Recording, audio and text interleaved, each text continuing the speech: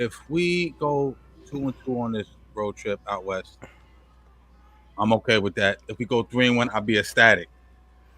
But shit, I'm getting greedy now. We fuck around. We might go 4. We might go 4. You feel what I'm saying? Yo, I love that. I love that. Yo, listen. I'm gonna play some clips from Evan Roberts. I'm gonna play some clips from a lot of, I don't want to say haters, but doubters. We'll call them doubters, right? I'm thinking 4 on this road trip. By the time you watch this, they might be 3-1. Either way, they put the league on notice this week. We all know they started Deuce McBride the other day. Domino adjustment, right? What did they say? They said Tibbs can't adjust.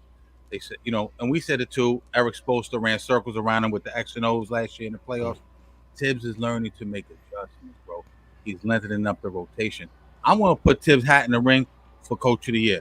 No other coach, and there's a lot of good coaches, and a lot of good coaches that deserve it this year, but there's no other coach in the league who had to deal with this amount of injuries. The whole crux and nucleus of the team has been decimated this year. He's doing a masterful job, man. It's everybody buys in. Everybody's playing defense. It's the next man up. One goes down, boom, send the next man up. Yes. Lengthen that rotation up. He's playing the younger guys. All the things we was getting on him when he first got here, we said, Tibbs is stuck in his ways. He's starting to come out of those ways, man. Case in point, the other night, I'm going to cite the Golden State game, right? And everyone's talked about this, but I got to talk about it too. They only got to it first because we wasn't on the air. You feel what I'm saying? They start first game when Golden State was here, they start Precious Achiuwa, right? Steve Kerr goes, you know what? I don't believe that kid can shoot. We're gonna drop everyone back. We're gonna let him shoot. We're gonna let Kuminga roam around and start swat nigga shit on help defense and just roam the paint and help out on everybody, right? So Tibbs said, you know what? Okay, I'm not gonna start Precious Achiuwa. We're gonna go small ball. We're gonna put it deuce. The deuce is loose. We're gonna get the deuce loose. You feel what I'm saying? Let the deuce loose. And I'm not gonna jump out the window and say Deuce is better than Steph Curry. That's one of the GOATs, Locked him down though. Yeah, he locked him down. And on both sides of the ball, he got busy scoring, defense. You know what I'm saying? Phenomenal move because they play small ball. They're a small team, so we went small ball on them. Adjustments. Tibbs makes adjustments. Citing my other point, what did they say at the beginning of the year? Jalen Brunson. What are they paying this guy $100 million for? Are they fucking stupid? These fucking schmucks don't know what they're doing, right? Leon Rose he's an agent. He's not a GM. Danny Ainge is gonna fucking run circles around this guy. Nope. You know what I'm saying? Nathans. He ain't give you shit. And we fuck around if we want. We can scoop this dude up next year. I don't know if we're gonna do it. We might fuck around and go try to get a book I'm hearing. But either way, listen, the players are flourishing in the system. Man. Jalen Brunson, MVP candidate. Tibbs, Coach of the Year candidate. We put the league on motherfucking notice this last week. You understand what I'm saying? Doesn't matter if who goes out. There's a mentality. The culture has changed. Yes. We play as a team. Yes. We play hard nosed. Yes. We grind. Talk to them. We are dogs. You got to be a dog. These dudes ain't dogs out here, man. Yo. You know what I'm saying? These dudes are not dogs. I don't believe these dudes are dogs. The Sixers, I don't believe you. You understand? The Heat, need more people. I don't believe you. You know what I'm saying? I wish we could play the fucking Heat in the playoffs this year. You know what I'm saying? Tell me I'm lying if you out there. Cathedral. Yeah, all of that. Boston, I'm with you too, dog. I want Boston. Everybody talk about it. They can't beat Boston. I want Boston, B. I don't believe it. I know Boston is nice. I understand that. I know they deep. I understand Jaylen Brown. I understand Tatum. I understand Drew Holiday. You know what I'm saying? I get it. I understand Porzingis. I understand White. I get all that. Al Horford. I know. I just don't believe it, man. They need more people. In big spots to me, bro. You feel what I'm saying? As much as I love Jaylen Brown, I roll my dice with my dudes. And this might be talk, but I'm keeping it a buck, man. Listen, like I said, MVP candidate Brunson, Mitchell Robinson, getting ready to come back, getting ready to do his thing. Once he gets in a little bit of shape, we're gonna have him come off the bench with that second unit. It's a wrap. Scary hours, my nigga. Scary motherfucking hours. We don't know what's up with you. That worries me. I'm not too worried. Everyone's worried about OG. I'm not worried about OG. The MRI came back negative. It's soreness. Listen, he just came back from a surgery. You know what I'm saying? But the point is, I think we can compete with anybody. Even Boston. Niggas gonna say I'm crazy. I don't give a fuck. at television, my brother. What say you? Yo, I agree with everything you said. Yo, the Knicks right now, they're the biggest threat to the Boston Celtics. Fuck what everybody heard. Because at full strength, we've been saying it for a while. Full strength, ain't nobody fucking with us. You know, I got April 11th marked on the calendar because that's the next time we play the Boston Celtics headed before we head into the playoffs.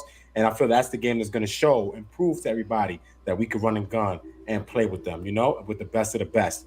I'm not worried about none of these teams. I'm not worried about the Cavs. I'm not worried about Philly. I'm not worried about Milwaukee, Indiana, whatever. Bring them all. I ain't worried about nothing. Shout out to our dog, our real dog for the team, Boogeyman Brunson. Udonis Haslam was calling him Boogeyman Brunson. I love that. Josh Hart, acting out here like a real New Yorker, straight hustler on the court on both ends, walking triple double, walking triple double lately in every Knick game. McBride, shout out to McBride. His development this year, fantastic. Held Curry to 8 for 20 shooting, 4 for 13 from 3. He balled out, had 29 himself.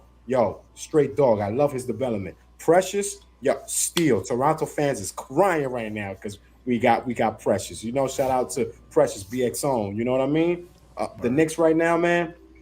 As much as people are gonna say I sound biased, Edwin, you biased because that's your favorite team. Nah, dog, we legit this year. And as much as I fucking put Thibodeau in the doghouse and blamed him for the injuries, he changed his coaching ways. Like, you know what I mean? He has no choice but to play all these guys all these minutes because he didn't have a lot of guys to rock with during all the injuries. But I think when it's time for us to gel, when we finally get Mitchell, shout out to Mitchell too, because like he said, like Cash said, he don't mind coming off the bench. That is key. That shows that he's showing maturity and he's for the team, and that's big for us. Hartenstein balling.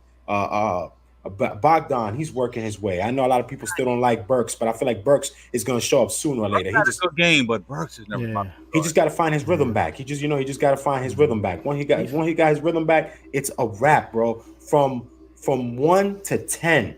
We are a dangerous team, and as much as these ESPN analysts, any type of analysts want to like boast to other teams, the real NBA teams, they're scared to see us in the playoffs. They're gonna be so scared to see us in the playoffs because they're not ready for us at full strength.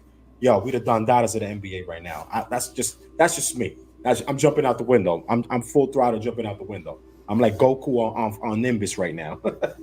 Dude, talk to me. Yo, man. That's all facts, man. I'm right along y'all too, man. Because let's keep it a buck. I was reading some shit that Jason Tatum said the other day, talking about I still think that the Celtics could play better. Man, y'all at y'all peak. Y'all only can play worse. Only the Knicks can play better. Mm-hmm. You have your whole starting lineup. There should be no reason that the Cavaliers beat you 2 weeks ago. All right? Like, there should be no reason. All right, and then they're just running through these whack-ass teams. I saw their schedule the past 2 weeks. The only good teams that they played was maybe just the Cavs, the Nuggets, and the Suns. Come on, man. Yo, I'm not saying they trash, but I'm saying they just as good as what it is. You know what I mean? Like, they're a good team, but I can't foresee them playing any better than what they're playing right now. Mm-hmm. What I can see is the Knicks playing astronomically better than what they're playing right now, which is crazy because they're playing fucking amazing, bro.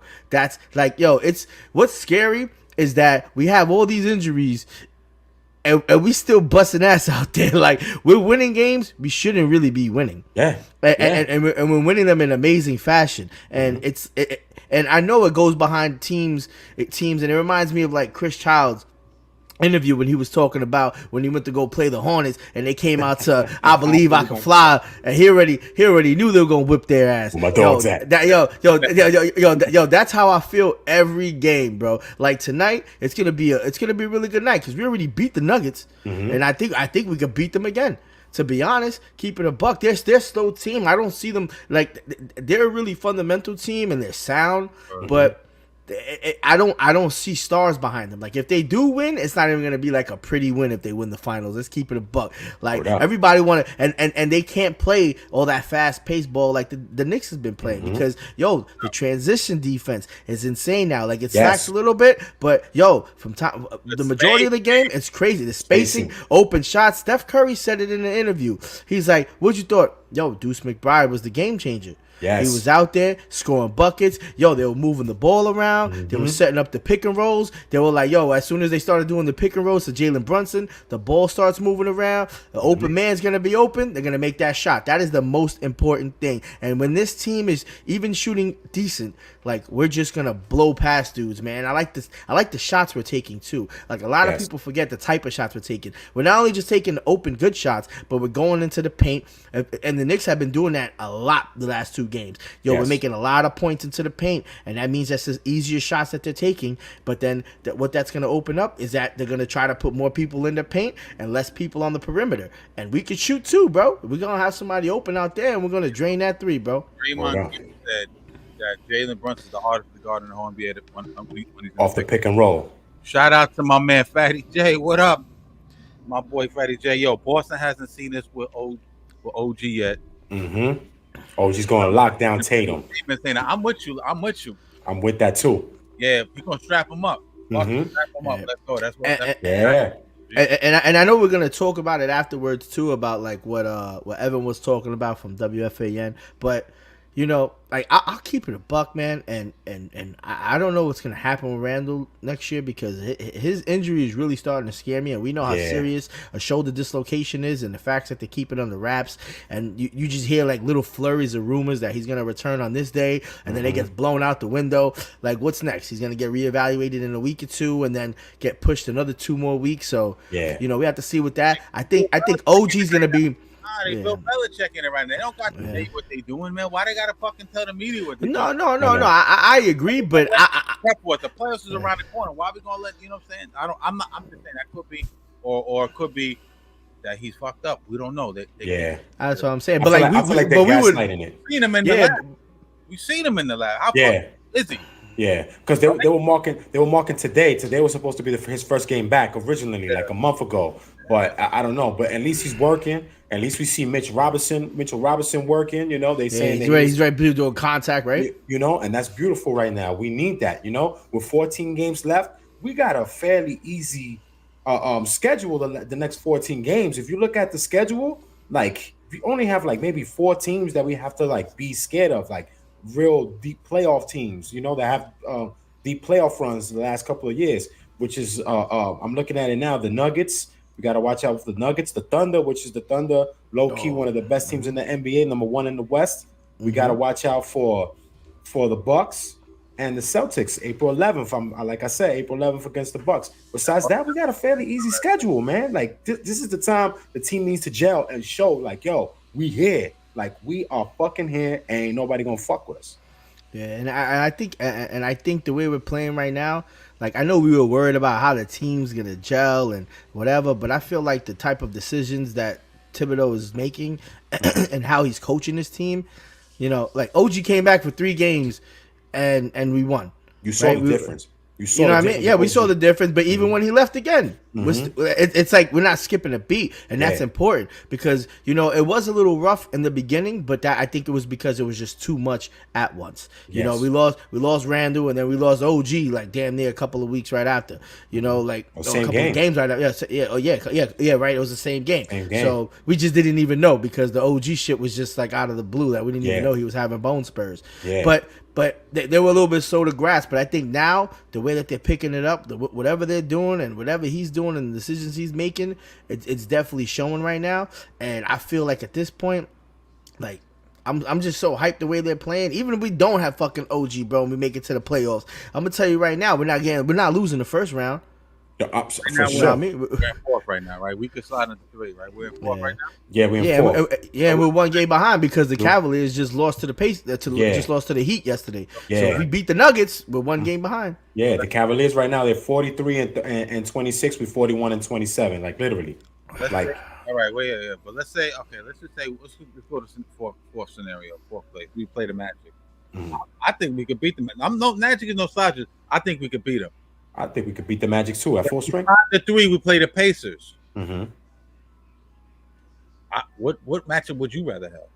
Listen, my coworker talked to me about that. Between which 2? Well, my bad. Which 2? The Magic and who? Magic. Pacers and the Magic. I take either or. I feel like we could beat both of them.